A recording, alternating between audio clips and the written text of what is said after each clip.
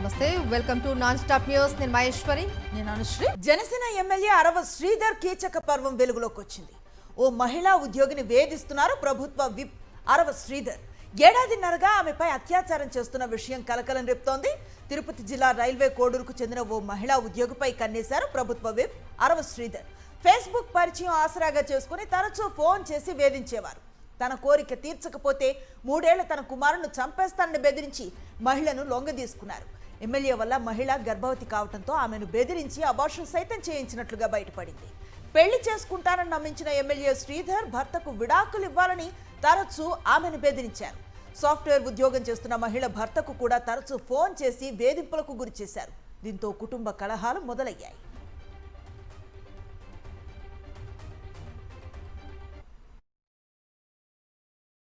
July 9, 2024లో first time కలిశాను అతన్ని.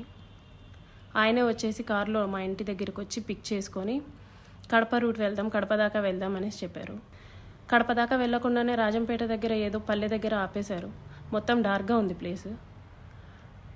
ఎందుకండి ఆపారు అనేసరికి నాకు నువ్వు సెక్షువల్గా కావాలి అనేసి అడిగారు. లేదండి, నేను సెక్షువల్గా కుదరదు, నేను అలాంటి దాన్ని కాదు అనేసి చెప్పాను. నేను అలా చెప్పేలో అతను నా జుట్టు పట్టుకొని వెనక్కి లాగేసి నన్ను గట్టిగా కొట్టారు. 2-3 సార్లు కొట్టారు. చాలా గట్టిగా కొట్టి కార్ సీట్ని అడ్జస్ట్ చేసేసి నా మీదకి వచ్చేసి నన్ను చాలా బలవంతంగా రేప్ చేయడం జరిగింది. నన్ను ఇంటి దగ్గర డ్రాప్ చేసి నేను దిగుతున్న టైంలో, నువ్వు ఈ విషయం ఎవరికైనా చెప్పినా సరే నువ్వు కొలాప్స్ అయిపోతావు, నీ ఫ్యామిలీ కొలాప్స్ అయిపోతుంది, స్పాయిల్ చేసిస్తాను అని చెప్పేసి నాకు చెప్పడం జరిగింది. జనసేన ఎమ్మెల్యే అరవ శ్రీధర్ కీచక పర్వం బయట పడుతుందని ముందుగానే అప్రమత్తమైంది. జనసేన కేంద్ర కార్యాలయం నుంచి ఓ లేఖ రిలీజ్ చేశారు. ఆర్థిక లావాదేవీలు, కుల విభేదాలు జనసేనకు ఆపాదించేందుకు కుట్రలు చేస్తూ ఉన్నారని అందులో పేర్కొన్నారు. ముఖ్యంగా వివాహేతర సంబంధాలను పార్టీకి రుద్దాలి అని కొందరు కుయుక్తులు చేస్తున్నారని ఆ లేఖలో పేర్కొన్నారు.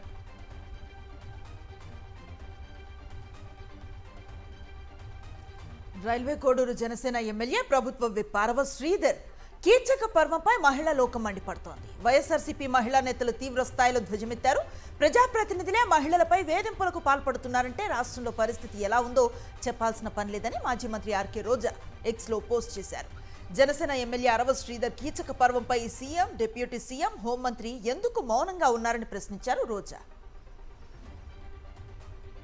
కూటమి ప్రభుత్వంలో మహిళలకు రక్షణ లేదన్న విషయం మరోసారి నిజమైందని మాజీ మంత్రి విడుదల రజనీ మండిపడ్డారు. ఎవరైనా మహిళల జోలికొస్తే అదే చివరి రోజు అని మాట్లాడిన చంద్రబాబు, పవన్ కళ్యాణ్ ఇప్పుడు జనసేన ఎమ్మెల్యే అరవ శ్రీధర్ కీచక పర్వంపై ఎలాంటి చర్యలు తీసుకుంటారో చూడాలని ఆమె ట్వీట్లో పేర్కొన్నారు. కూటమి ప్రభుత్వం వచ్చాక రాష్ట్రంలో మహిళలకు, మహిళా ఉద్యోగులకు రక్షణ లేకుండా పోయింది అనడానికి జనసేన ఎమ్మెల్యే అరవ శ్రీధర్ మహిళా ఉద్యోగిపై చేసిన అత్యాచారమే ప్రత్యక్ష సాక్ష్యమన్నారు మాజీ డిప్యూటీ సీఎం పుష్ప శ్రీవాణి. అరవ శ్రీధర్ కీచక పర్వంపై ముఖ్యమంత్రి, ఉప ముఖ్యమంత్రి, హోంమంత్రి ఏం సమాధానం చెబుతారు అని ప్రశ్నిస్తూ ఆమె ఎక్స్లో ట్వీట్ చేశారు.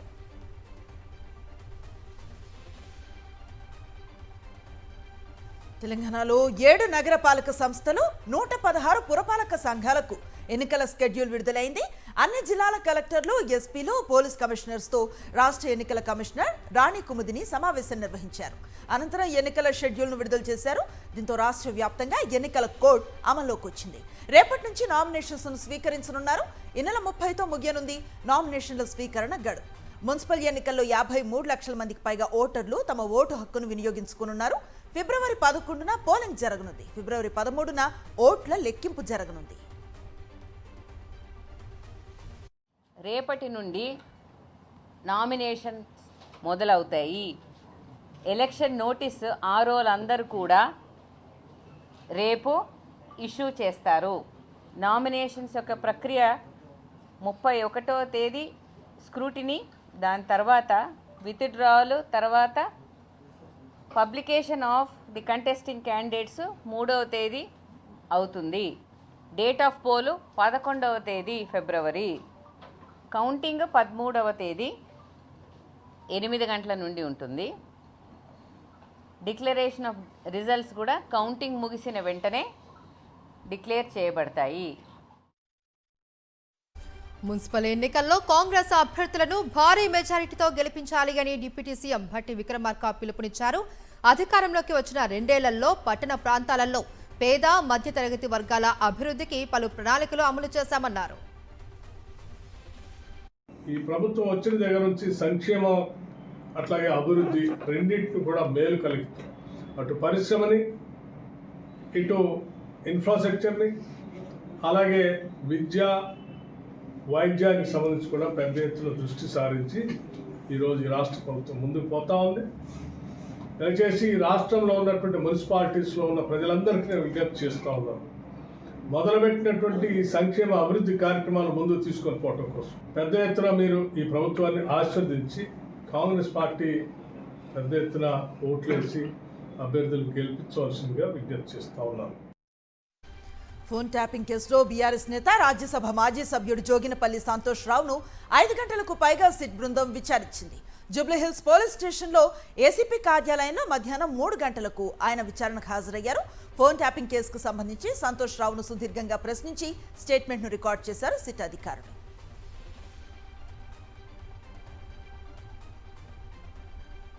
లోక్ భవన్లో బీఆర్ఎస్ బృందం గవర్నర్ను కలిసి సింగరేణి కుంభకోణంపై వివరాలు అందజేసింది. CM Revanth Reddy, deputy CM Bhatti Vikramarka, ఇతర మంత్రుల పాత్రపైన ఫిర్యాదు చేసింది. సిట్టింగ్ జడ్జితో విచారణ జరిపించాలి అని బీఆర్ఎస్ నేతలు కోరారు. కాంగ్రెస్ సర్కార్ డైవర్షన్ పాలిటిక్స్ చేస్తోంది అన్నారు కేటీఆర్. రేవంత్ కోల్ మాఫియాకు నాయకుడిలా మారిపోయారు అని ధ్వజమెత్తారు. ప్రజల అటెన్షన్ని దృష్టి మళ్లించడానికి విచారణ పేరిట ఇవాళ ఒకరి తర్వాత ఒకరిని పిలుస్తున్న విషయం కూడా మీకు తెలుసు. ఇవాళ సీఎం అంటే తెలంగాణలో చీఫ్ మినిస్టర్ కాదు, సీఎం అంటే కోల్ మాఫియాకి నాయకుడిగా ఇవాళ రాష్ట్ర ప్రజలు, ముఖ్యంగా సింగరేణి కార్మికులు భావించే పరిస్థితి వచ్చింది. చాలా స్పష్టంగా ఆధారాలతో సహా మేము బయటపెట్టిన తర్వాత, ముఖ్యంగా మేము లేవనెత్తిన కొన్ని ప్రశ్నల విషయంలో ఇప్పటి వరకు ప్రభుత్వం నుంచి ఒక్క సమాధానం కూడా రావడం లేదు. సింగరేణి డబ్బును ఫుట్బాల్ ఆటగాడు మెస్సీకి అప్పనంగా కట్టబెట్టే అధికారం రేవంత్ కు ఎవరిచ్చారని ప్రశ్నించారు కేంద్ర మంత్రి కిషన్ రెడ్డి. మెస్సీ హైదరాబాద్కు వస్తే సింగరేణికి ఏం సంబంధం అని నిలదీశారు. సింగరేణిని కాంగ్రెస్ సర్కార్ దోచుకుంటుందని మండిపడ్డారు. ఈరోజు కాంగ్రెస్ పార్టీ కూడా దోచుకుంటుంది. ఇక్కడ సింగరేణిలో కార్మికులకు, కాంట్రాక్ట్ కార్మికులకు జీతాలు ఇవ్వడానికి, జీతాలు పెంచడానికి డబ్బులు లేవు, మెడికల్ రియంబర్స్మెంట్ చేయడానికి డబ్బులు లేవు. కానీ ఎవడో మెస్సీ గారు వస్తే వానికి డబ్బులు ఇస్తారు. వాడిని ఆడించడం కోసం నా సింగరేణి కార్మికులు కష్టపడి సంపాదించినటువంటి డబ్బు అక్కడ ఖర్చు పెట్టడానికి రేవంత్ రెడ్డికి ఎవరు అధికారం ఇచ్చారని అడుగుతా ఉన్నాను. రేపు తాడేపల్లి వైఎస్ఆర్సీపీ కేంద్ర కార్యాలయంలో భీమవరం అసెంబ్లీ నియోజకవర్గ నేతలతో ఆ పార్టీ అధినేత వైఎస్ జగన్మోహన్ రెడ్డి భేటీ కానున్నారు. ఈ సమావేశానికి స్థానిక సంస్థల ప్రజాప్రతినిధులు, నేతలు హాజరు కానున్నారు.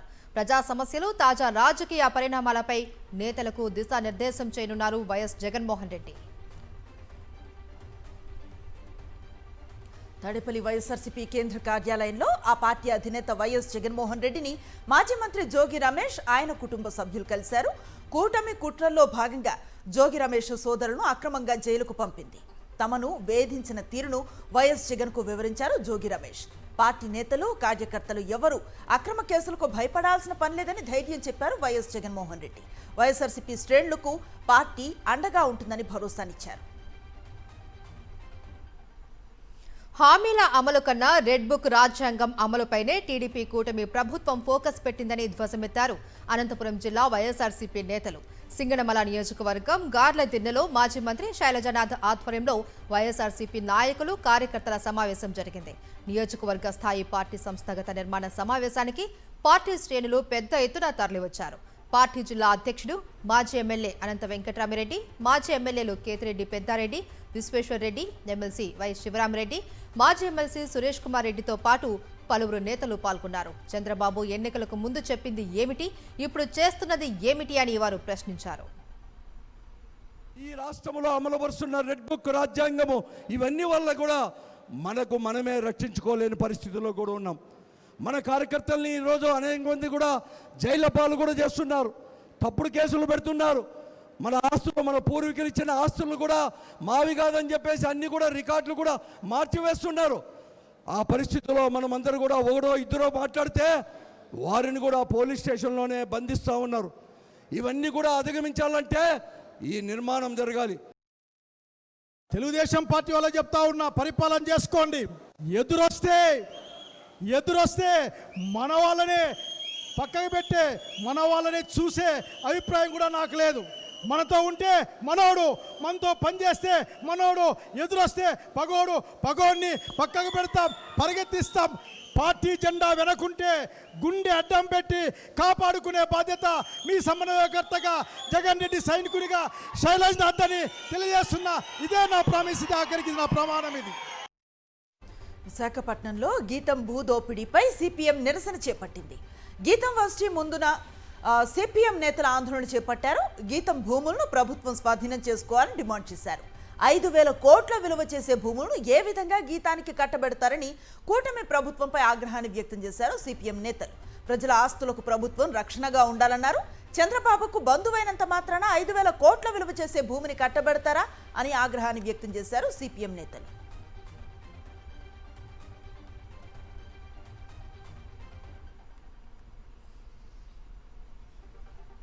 గీతము చాలా పెద్ద విద్యా సంస్థ.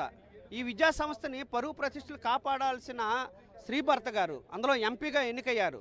ప్రజల ఆస్తులకి కస్టోడియన్గా ఉండాలి, ట్రస్టీలుగా ఉండాలి, ప్రజలకు ఉపయోగపడే ప్రయత్నం చేయాలి. అట్లా కాకుండా ఆయన చెప్తుంది అంటే మేము ఆక్రమిస్తాం, దాన్ని రెగ్యులరైజ్ చేయండి అని చెప్తున్నారు. మరి లోకేష్ బాబు గారు ఒక మాట ఆడతాడు, ఏమని? ప్రభుత్వ భూములు ఏవైతే ఉన్నాయో మేము 99 పైసలు కాదు ఉచితంగానే ఇస్తాం కంపెనీలు. కానీ మరి చిన్నబాబు గారు ఒక విషయం చెప్తాడు, నేను భూములు ఆక్రమిస్తాను, ఆ భూముల్ని రెగ్యులరైజ్ చేయండి అని చెప్తున్నారు. చంద్రబాబు బరి తెగించి నచ్చిన వారికి భూములు కట్టబెడుతూ ఉన్నారని మండిపడ్డారు ఏపీ శాసన మండలి విపక్ష నేత బొత్స సత్యనారాయణ. 55 ఎకరాల భూమిని గీతం వర్సిటీకి ఇవ్వడానికి జీవీఎంసీ ఎజెండాలో పెట్టారు అన్నారు. ప్రజల ఆస్తులు గీతం వర్సిటీకి ఇవ్వడం ధర్మమా అని ప్రశ్నించారు. విశాఖ భూ దోపిడీపై పెద్ద ఎత్తున పోరాటం చేస్తామన్నారు బొత్స. ప్రజలు మాకు అధికారం ఇచ్చారు కదా, ఏం చేసినా చెల్లుతుందని చెప్పిన ఉద్దేశంతో సుమారు 54 ఎకరాలని 54 ఎకరాల 79 సెంట్లని రేపు 30వ తారీఖు నాడు జరిగే జీఎంసీ కౌన్సిల్ సమావేశంలో దాన్ని రెగ్యులైజ్ చేయడానికి గీతం యూనివర్సిటీకి ఇవ్వడానికి పెట్టారంటే ఇక చంద్రబాబు నాయుడు గారి తాలూకు అవినీతి కార్యక్రమం, ఏ విధంగా భూదోపిడీ, ఏ విధంగా వాళ్ళు చేస్తున్న కార్యక్రమం రాష్ట్ర ప్రజలందరూ ఆలోచించాలని కోరుతున్నాను. మంత్రి లోకేష్ తోడల్లుడని చెప్పి ఎంపీ భరత్ కుటుంబానికి చెందిన గీతం వర్సిటీకి 55 ఎకరాలు కట్టబెడుతున్నారని విమర్శించారు మాజీ మంత్రి కన్నబాబు. గతంలో కూడా గీతంకు 72 ఎకరాలు కేటాయించారని, గీతం వర్సిటీ కబ్జా చేసిన భూమి విలువ ఇప్పటి వరకు 10,000 కోట్లుంటుందన్నారు. విశాఖపట్నం ఎంపీ వారి సంస్థకి 54 ఎకరాల చిల్లర, ఇంచుమించు 55 ఎకరాలు దారాదత్తం చేయడానికి కౌన్సిల్లో ఒక తీర్మానం పెట్టడానికి ఏర్పాట్లు చేశారు. ఇంచుమించుగా ఈ 55 ఎకరాల విలువ 5,000 కోట్లు ఉంటుందని అంచనా. కానీ గీతం సంస్థ పేరుతో చంద్రబాబు నాయుడు గారి కుటుంబం చేసిన కబ్జా మొత్తం విలువ 10,000 కోట్లు దాటిందనేది మా అంచనా. ఉపాధి హామీ పథకానికి గాంధీ పేరు కొనసాగించాలి అని డిమాండ్తో తెలంగాణ కాంగ్రెస్ పోరుబాటకు సిద్ధమైంది. Incharge Meenakshi Natarajan TPCC chief 4 రోజుల పాటు జిల్లాల పర్యటన చేపట్టనున్నారు. ఈ పర్యటనలో ఉపాధి హామీ లబ్ధిదారులతో భేటీ కానున్నారు. రేపు ఉదయం మెదక్, సాయంత్రం మానకొండూరులో లబ్ధిదారులతో భేటీ అవుతారు. 29న ఉదయం వేములవాడలో, సాయంత్రం ఎల్లారెడ్డిలో, 30న సాయంత్రం ఆలేరులో ఉపాధి హామీ లబ్ధిదారులతో సమావేశమవుతారు. ఇక 31న ఉదయం నకరేకల్, సాయంత్రం ఇబ్రహీంపట్నంలో ఉపాధి హామీ లబ్ధిదారులతో సమావేశమవుతారు. 4 రోజుల పాటు జరిగే అన్ని మీటింగ్లకు incharge Meenakshi Natarajan, PCC chief హాజరవుతారు.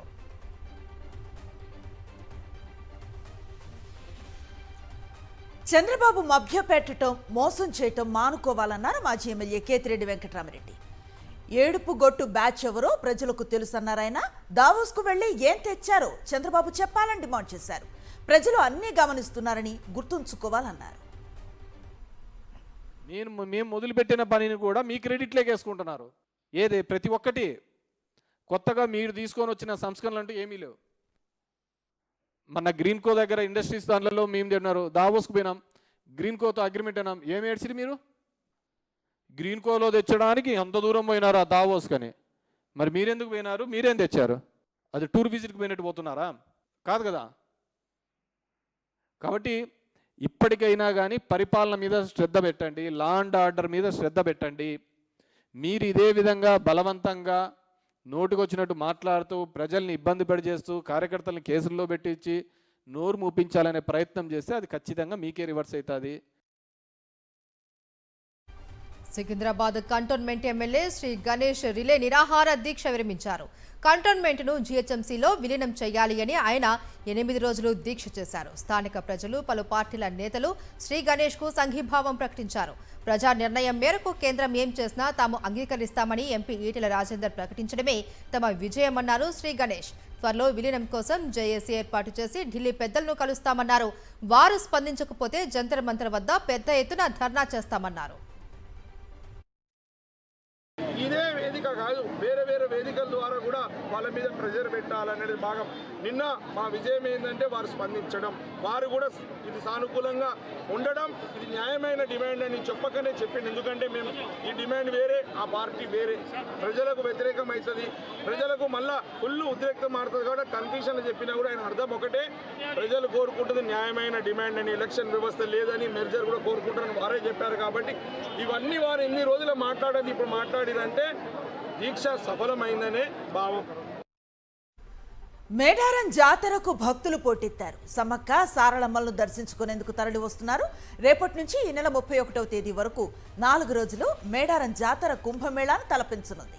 కుటుంబ సమేతంగా జాతరకు వచ్చి సమ్మక్క సారళమ్మలకు భక్తులు మొక్కులు చెల్లించుకుంటున్నారు. అమ్మవార్ల గద్దెల వద్ద పసుపు, కుంకుమ, చీర, సారె, కానుకలు, ఒడి బియ్యం, పూలు, పండ్లు, ఎత్తు బంగారాన్ని సమర్పించి మొక్కులు చెల్లించుకుంటున్నారు. భక్తులతో జంపన్న వాగు కిక్కిరిసిపోయింది. పూనకాలతో భక్తులు ఊగిపోతున్నారు. భక్తులకు ఎలాంటి ఇబ్బందులు తలెత్తకుండా అధికార యంత్రాంగం ఏర్పాట్లు పూర్తి చేసింది.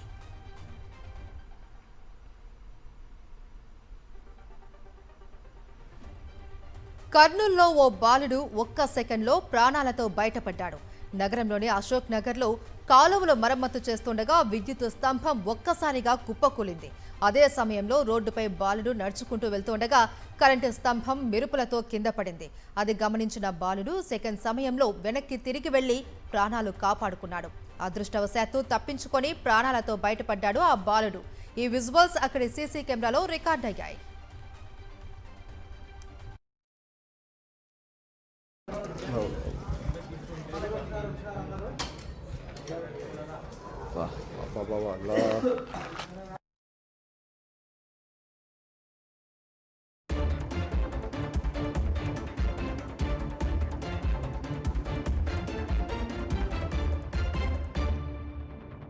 జాతీయ వార్తలు చూద్దాం. పార్లమెంట్ బడ్జెట్ సమావేశాలు రేపటి నుంచి ప్రారంభం కానున్నాయి.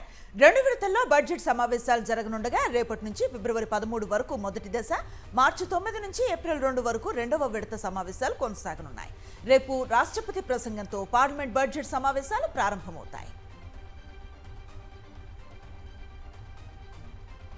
బడ్జెట్ సమావేశాల్లో వీబీ జీరాంజీ చట్టంపై చర్చ జరగాలి అన్న ప్రతిపక్షాల డిమాండ్ను కేంద్ర ప్రభుత్వం తోసిపుచ్చింది.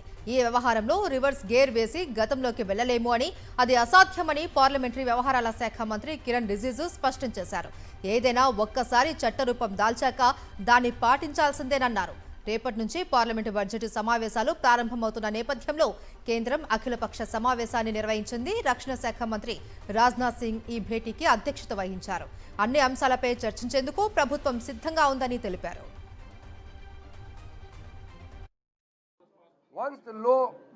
Once the law is before the nation, we have to follow it. Once a bill is placed in the House, passed by the Parliament, becomes an act. And in the process of implementation, we can reverse the gear and bring back and go back to the past. It cannot happen. Amaravati కోసం ₹1 తీసుకోకుండా రైతులు భూములు ఇచ్చారని MP PV Mithun Reddy తెలిపారు. అమరావతికి చట్టబద్ధత కల్పించే ముందు రైతులకు న్యాయం చేయాలని డిమాండ్ చేశారు. ఇప్పటి వరకు రైతులకు ప్లాట్లు ఇవ్వలేదన్నారు. అమరావతి రైతుల తరపున పార్లమెంట్లో పోరాటం చేస్తామన్నారు. ఖచ్చితంగా బడ్జెట్ సమస్యలు రాష్ట్రానికి సంబంధించిన అంశాలన్నీ కూడా మేము రాష్ట్రానికి రావాల్సిన నిధులు కానీ రాష్ట్ర ప్రజలకు ఏవైతే సెంట్రల్ గవర్నమెంట్ నుంచి రావాల్సిన పథకాలు కానీ ఇవన్నీ కూడా మేము డెఫినెట్గా అడుగుతాము. ఇది పోయిన సెషన్లో మేము చేసిన గొడవ వల్లే మేము గట్టిగా అడగడం వల్లనే ఉపాధి హామీ నిధులు రాష్ట్రానికి విడుదలయ్యాయి. చంద్రబాబు నాయుడు గారు ముఖ్యంగా అర్థం చేసుకోవాల్సింది అమరావతి రైతులకు న్యాయం చేయాలి. అమరావతి రైతులు మాట ఎత్తకుండా అమరావతికి చట్టబద్ధత ఎలా వస్తుంది? అమరావతి రైతులకు న్యాయం జరిగితేనే అమరావతికి చట్టబద్ధత వస్తుంది. పార్లమెంటు కట్టే చదరపు అడుగు ఖర్చు కన్నా ఈరోజు అమరావతిలో బిల్డింగ్స్ ఎక్కువ అవుతున్నాయంటే ఏ విధంగా కరప్షన్ జరుగుతుందో కూడా అర్థం చేసుకో. రాష్ట్రంలో మెడికల్ కాలేజీలను ప్రైవేటీకరణ చేయడం అత్యంత దుర్మార్గమన్నారు రాజ్యసభ సభ్యులు పిల్లి సుభాష్ చంద్రబోస్. ప్రైవేటీకరణకు వ్యతిరేకంగా గళం విప్పుతామన్నారు. రాయలసీమ లిఫ్ట్ ఇరిగేషన్ ప్రాజెక్టును చంద్రబాబు మూలన పడేశారు అని విమర్శించారు. జగన్మోహన్ రెడ్డి గారు ప్రభుత్వం తీసుకొచ్చినటువంటి 17 మెడికల్ కాలేజీని పబ్లిక్ ప్రైవేట్ పార్ట్నర్షిప్ మోడ్లో తీసుకువెళ్ళడానికి ఆంధ్రప్రదేశ్ ప్రభుత్వం చేసిన నిర్ణయం వల్ల ఎంత నష్టపోతూ ఉన్నాం ప్రధానంగా అనేది వారి దృష్టికి తీసుకెళ్ళడం జరిగింది. సుమారుగా ఈ 2 సంవత్సరాల్లో 2450 మెడికల్ సీట్లు కోల్పోతూ ఉన్నాం. వాళ్ళ బిడ్డల్ని డాక్టర్లుగా చూడాలని కోరుకున్న వాళ్ళందరినీ కూడా మనం సమూలంగా నాశనం చేసింది ఈ ప్రభుత్వం. అది వారి దృష్టికి తీసుకెళ్ళడం జరిగింది. వార్షిక బడ్జెట్కు ముందు సంప్రదాయంగా నిర్వహించే హల్వా వేడుక నార్త్ బ్లాక్లో కేంద్ర ఆర్థిక శాఖ కార్యాలయంలో ఘనంగా జరిగింది. కేంద్ర ఆర్థిక మంత్రి నిర్మలా సీతారామన్ స్వయంగా హల్వా పంచారు. హల్వా వేడుక అనేది కేంద్ర బడ్జెట్ పార్లమెంట్లో ప్రవేశపెట్టడానికి కొన్ని రోజుల ముందు ఆర్థిక మంత్రిత్వ శాఖ నిర్వహించే ఆచారం. బడ్జెట్ ముద్రణ ప్రారంభమయ్యే ముందు తీపి వంటకంతో శుభ కార్యక్రమాన్ని ప్రారంభించే భారతీయ సంప్రదాయం ఇది. కరోనా కాలంలో మాత్రమే ఈ సంప్రదాయానికి అంతరాయం కలిగింది. బడ్జెట్ తయారీలో పాల్గొన్న దాదాపు 100 మంది ఇక్కడ 8 నుంచి 10 రోజుల ముందుగానే లాక్ అవుతారు. వారికి మొబైల్, ఇంటర్నెట్ వంటివి అందుబాటులో ఉండవు. బడ్జెట్ను రహస్యంగా ఉంచడానికి ఇదే పద్ధతిని పాటిస్తున్నారు. ప్రపంచవ్యాప్తంగా భౌగోళిక ఆర్థిక అనిశ్చితులు నెలకొన్న వేళ అంతర్జాతీయ వాణిజ్య చరిత్రలో నూతన అధ్యాయం మొదలైంది. భారత్ యూరోపియన్ యూనియన్ మధ్య సరికొత్త వాణిజ్య శకం ఆరంభమైంది. ప్రధాని మోదీ సమక్షంలో భారత్ EU మధ్య ఫ్రీ ట్రేడ్ అగ్రిమెంట్ కుదిరింది. ఢిల్లీలోని హైదరాబాద్ హౌస్లో జరిగిన భారత్ EU శిఖరాగ్ర సదస్సులో ట్రేడ్ డీల్పై సంతకాలు జరిగాయి. దీనివల్ల భారతీయ యువతకు యూరప్ దేశాలలో మరిన్ని ఉద్యోగ, విద్యా అవకాశాలు లభిస్తాయి. భారత్ ఐరోపా సమైక్య స్వేచ్ఛ వాణిజ్య ఒప్పందాన్ని మదర్ ఆఫ్ ఆల్ డీల్స్ గా ప్రధాని మోదీ అభివర్ణించారు.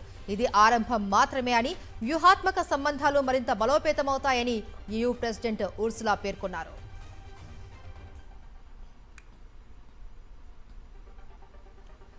యాసిడ్ దాడుల కేసులో నిందితుల ఆస్తులను వేలం వేసి బాధితులకు పరిహారంగా ఎందుకు ఇవ్వకూడదని సుప్రీంకోర్టు ప్రశ్నించింది. జీవితాంతం చికిత్స, పునరావాసం కోసం ప్రస్తుతం బాధితులకు అందజేస్తున్న 3 లక్షల పరిహారం సరిపోదని పేర్కొంది. ఈ విషయంలో మెరుగైన చర్యలు తీసుకోవాలని ప్రభుత్వానికి సూచించింది. ఈ దారుణమైన నేరాలను నివారించేందుకు అసాధారణమైన శిక్షలు అవసరమని, ఈ దిశగా చట్టంలో మార్పులు చేయాలని తెలిపింది.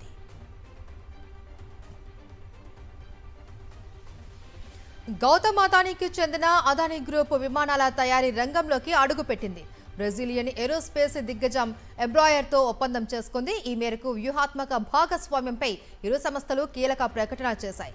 ఎంబ్రాయర్ సహకారంతో భారత్లో విమానాల తయారీ కేంద్రం ఏర్పాటు చేయనున్నట్లు Adani airports, Adani defence director Jeet Adani వెల్లడించారు. రీజనల్ ట్రాన్స్పోర్ట్ ఫైనల్ అసెంబ్లీ లైన్ను ఏర్పాటు చేస్తామని తెలిపారు. టీవీకే అధినేత విజయ్ ఆఖరి చిత్రం జననాయగన్ను కష్టాలు వెంటాడుతున్నాయి. మూవీ మేకర్స్ కు మద్రాస్ హైకోర్టు షాక్ ఇచ్చింది. సెన్సార్ క్లియరెన్స్ విషయంలో సింగిల్ బెంచ్ ఇచ్చిన తీర్పును రద్దు చేసింది. జననాయగన్ సినిమాకు UBA సర్టిఫికెట్ జారీ చేయాలని ఏకసభ్య ధర్మాసనం తీర్పును డివిజన్ బెంచ్ పక్కన పెట్టింది. మరోసారి విచారణ చేపట్టాలని ఆదేశాలు ఇచ్చింది. దీంతో జననాయగన్ చిత్రం విడుదల మళ్లీ ప్రశ్నార్థకంగా మారింది.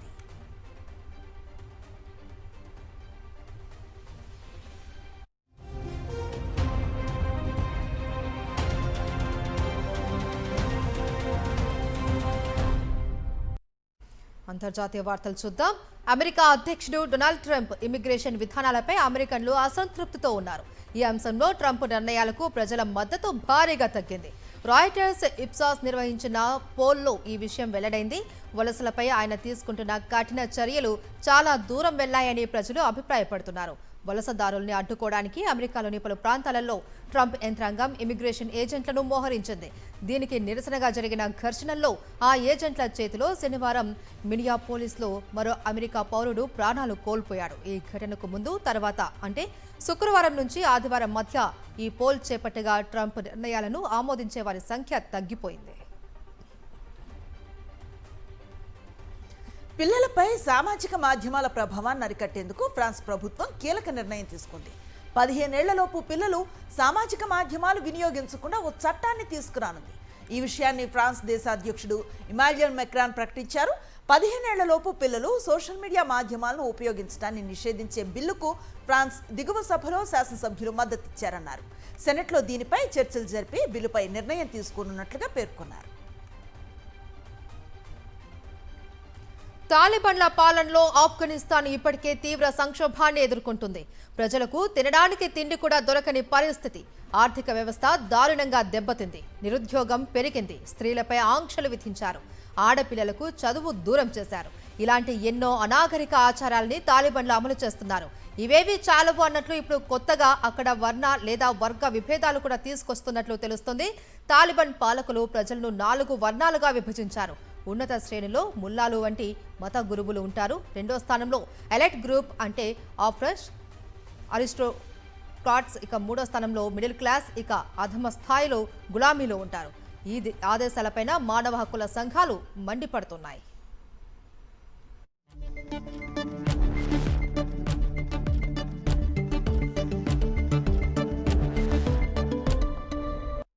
బిజినెస్ అప్డేట్స్ చూద్దాం. దేశీయ మార్కెట్లు లాభాల్లో ముగిశాయి. అంతర్జాతీయంగా నెలకొన్న సానుకూల సంకేతాల నడుమ ట్రేడింగ్లో సెన్సెక్స్ 319 పాయింట్ల లాభంతో 81,857 వద్ద స్థిరపడింది. నిఫ్టీ 126 పాయింట్ల లాభంతో 25,175 వద్ద ముగిసింది. భారత్ EU ట్రేడ్ డీల్ సానుకూలతలకు దోహదం చేసింది. ఇటు బంగారం వెండి ధరలకు బ్రేకులు పడ్డం లేదు. తారాస్థాయిలో పెరుగుతూ కొనుగోలుదారులకు బిగ్ షాక్ ఇస్తున్నాయి. 10 గ్రాముల 24 క్యారెట్ల గోల్డ్ 161,950 రూపాయలు పలుకుతూ ఉండగా 10 గ్రాముల 22 క్యారెట్ల గోల్డ్ రేటు 148,450 రూపాయలుగా ఉంది. ఇక సిల్వర్ బాంబు మరోసారి పేలింది. ఏకంగా కిలో వెండి 12,000 రూపాయలు పెరిగి 3.87 లక్షలకు చేరింది.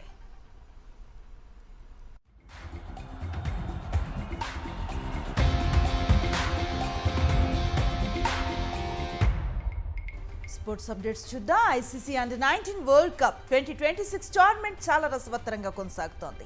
ఈ టోర్నమెంట్లో టీమిండియా అండర్-19 జట్టు మరో విజయాన్ని నమోదు చేసుకుంది. ఇప్పటికే 2 మ్యాచ్లు గెలిచిన టీమిండియా ఇవాళ 3వ మ్యాచ్ను కూడా సొంతం చేసుకుంది.